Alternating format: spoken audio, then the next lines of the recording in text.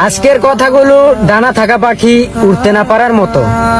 ছোট ছিলাম, ভালো ছিলাম, ঘুরতামই না কত। আম চুরি করতাম, জাম চুরি করতাম, করতাম না মাথা নত। ব্যাট ছিল না, বল ছিল না, ছিল কাঠের গুড়ি।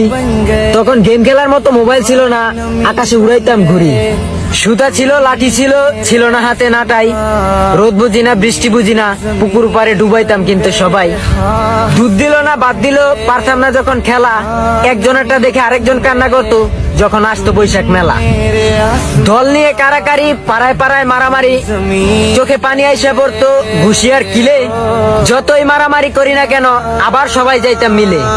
সকাল বুঝি না, বিকেল বুঝি না, যাইতাম খেলার মাঠে।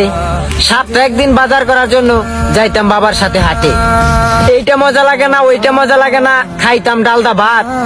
সকালে না খাইলে বিকালে মায় বাড়ি দিত ফাত ফাত। বাবাই না দিলে, মায় না দিলে, দিত দাদির টাকা।